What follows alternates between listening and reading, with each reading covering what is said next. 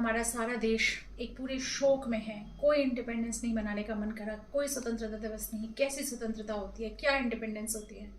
एक हमारी बेटी, जो कितने लाखों घरों में बेटियां होती हैं, उसके साथ इतना निर्मम हत्याकांड एंड रेप हो जाना, कोई कैसे सोच सकता है। इसके बाद 4-5 दिनों से आत्मा तक हिल गई है लोगों की, और इतना गुस्सा आता है कि कैसे संभव हो सकता है। हमारी सोसाइटी कहाँ चली गई है। हालांकि फिर भी इसके ऊपर बात करना बहुत ज़रूरी है। आई थिंक हम सबको बात करना पड़ेगा। मेरे मन में जो बातें हैं वो मैं आज इस वीडियो के माध्यम से करना चाहूँगी। एक तो गुस्सा ये कि सिर्फ डॉक्टर्स क्यों सड़कों पर हैं, सिर्फ डॉक्टर्स की स्ट्राइक क्यों है। क्या बाकी देश के लोगों को इससे कोई फर्क नहीं पड़ा? क्या उनकी बेटियां नहीं हैं? क्यों नहीं इससे सड़कों पे उतरा जा रहा? राइट? करना चाहिए कि नहीं करना चाहिए? सोचिए उनके माँ बाप पे क्या बीती होगी जिन्होंने अपनी बेटी को इस हाल में देखा होगा।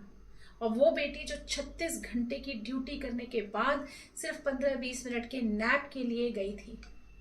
अब यहाँ पे सॉल्यूशंस की भी बात करना बहुत ज़रूरी है, क्योंकि ये एक हत्याकांड है, 10 साल बाद फिर होगा, 5 साल बाद फिर होगा, और ये होते ही रहेंगे। अगर इसके सॉल्यूशंस के बारे में डिस्कशन नहीं हुआ, वाइड स्प्रेड लेवल पे खूब बातें नहीं हुई, ये तो आजकल सोशल मीडिया का ज़माना है, तो शायद हम अपनी मन की बात बोल पाते हैं। और यहाँ हमें 2 लेवल पे काम करने की ज़रूरत है। अगर मेरा ये वीडियो कोई एडमिनिस्ट्रेशन सुन रहा है, अगर कोई अथॉरिटीज सुन रहे हैं, तो प्लीज़ इस बात पे ध्यान दीजिए। 2 लेवल पे काम करने की ज़रूरत है। पहले मैं मेडिकल बैकग्राउंड में बात करूँगी।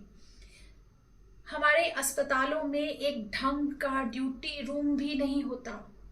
डॉक्टर्स की आप कितनी ड्यूटीज लगाते हैं, 24 घंटे, 48 घंटे, 72 घंटे। हमसे पूछिए, हमने करी है।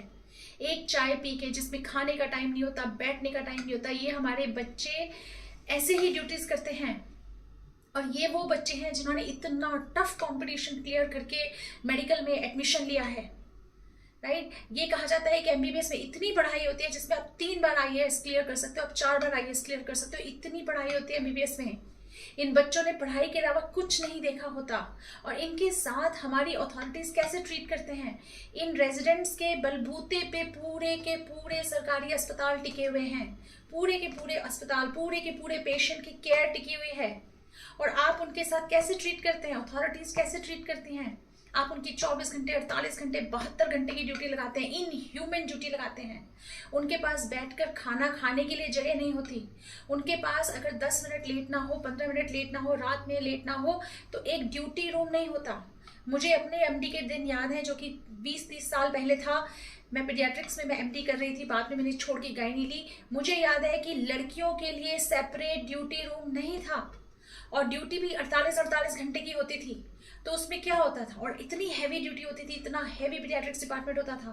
तो या तो आप सो मत, उन लड़कियों के पास, उन बच्चों के पास क्या उपाय है कि या तो आप सोए मत, आप ज़ोंबी की तरह घूमते रहिए। राइट? या आप कॉम्प्रोमाइज़ करके किसी भी रूम में जहां आपको जगह मिले, किसी भी उसमें आपको रेस्ट करना पड़ेगा। तो क्या हमारी सरकार, हमारा एडमिनिस्ट्रेशन ऐसे बच्चों के लिए, जो इतनी क्रीम ऑफ द सोसाइटी हैं, जो इतना पढ़ लिख कर आए हैं, क्या उनके लिए एक ड्यूटी रूम उपलब्ध नहीं करा सकती? जो शांति में एक उपलब्ध ड्यूटी रूम हो, जिसमें वो अंदर से लॉक करके आराम कर सके। तो पहली तो ये मेरी गुजारिश है हमारे एडमिनिस्ट्रेशन से कि प्लीज़ मेडिकल कॉलेज की हालत देखिए। मेडिकल कॉलेजेस के हालत खराब है। आप किसी सरकारी अस्पताल में चले जाइए, कहीं कोई फैसिलिटी नहीं है, एक वॉशरूम तक ढंग के नहीं होते हैं। तो क्या आप खर्चा कर रहे हो, हेल्थ पे खर्चा कर रहे हो, तो कम से कम कुछ तो फैसिलिटी दे दीजिए। इसी तरह से जब रूरल पोस्टिंग होती है, तो एक सुनसान से गांव में जहाँ ना बिजली है ना पानी है, वहां के पीएचसी में पोस्टिंग कर दी जाती है, और एक अकेला इंटर्न, चाहे वो लड़का हो या लड़की हो, एक अकेला इंटर्न जाके एक सुनसान इलाके के अस्पताल में ड्यूटी कर रहा होता है। कहाँ का इंसाफ है ये? क्या हमारी अथॉरिटीज को इसकी तरफ ध्यान नहीं देना चाहिए? तो एक सुधार तो कम से कम इस एपिसोड के बाद ये तो कर दीजिए कि आने वाले बच्चों को कम से कम एक रेस्ट करने के लिए जगह मिल सके। इंजीनियरिंग के ग्रेजुएट से पूछिए, जब वो काम करते हैं कहीं पे, उनके लिए अलग से गेम्स रूम बनाए जाते हैं, एंटरटेनमेंट जोन बनाए जाते हैं, कैफेटेरियाज होते हैं। डॉक्टर्स के लिए क्यों नहीं? सिर्फ चप्पल रगड़ते रहे, वो सिर्फ ऐसे बदहवास हालत में एप्रन पहन के घूमते रहे, कोई सुविधा नहीं, एक जगह बैठ के खाना खाने तक की जगह नहीं। इसके लिए प्लीज अथॉरिटीज से रिक्वेस्ट है कि कुछ कीजिए। आप ही के बच्चे हैं, ये देश का भविष्य है, देश की हेल्थ इनके कंधों पर है। और दूसरा, एज ए सोसाइटी देखकर ये दुख लगता है कि सिर्फ डॉक्टर्स क्यों स्ट्राइक पे हैं। बाकी सोसाइटी को कोई फर्क नहीं पड़ रहा क्या? बाकी सोसाइटी को कोई प्रोटेस्ट नहीं करना? और एज ए सोसाइटी हम कैसे इन अपराधों को रोकें? तो आई थिंक इसके लिए कहीं ना कहीं हमें पहली क्लास से ही नैतिक शिक्षा की क्लास लगाना बहुत जरूरी है। मुझे याद है हमारे जमाने में एक छोटी सी किताब होती थी नैतिक शिक्षा की, मॉरल साइंस की। आज के स्कूलों में नहीं दिखती। कहाँ गई वो किताब? क्यों नहीं हम नैतिक शिक्षा में ये पढ़ा सकते? हम छोटे छोटे बच्चों को पहली क्लास से क्यों नहीं सिखाते कि लड़का लड़की बराबर होती हैं, आपको उनकी इज्जत करनी चाहिए। ये वो देश है जहाँ देवियां समझ के लड़कियों की पूजा होती है और हम उन देवी के साथ ये हाल करते हैं। तो कहीं ना कहीं हमें स्कूल के लेवल से उन लड़कों को सिखाने की जरूरत है कि इज्जत देनी होती है, लेडीज को, विमेन को इज्जत देनी होती है, जेंडर इक्वालिटी होती है। अपने घरों से हमें शुरू करना पड़ेगा, अपने लड़कों को हमें पढ़ाना पड़ेगा। ये सब हमें करना चाहिए, तब जाके शायद कभी हम ये सोच सकें कि कभी लड़कियां सेफ होंगी। डर लगता है अपने बच्चों के प्रति। क्यों रहे ऐसे देश में? ये प्रश्न भी उठ सकता है बहुत सारे डॉक्टर्स के मन में, बहुत सारे डॉक्टर्स के मन में। क्यों रहे? क्या देते हैं आप?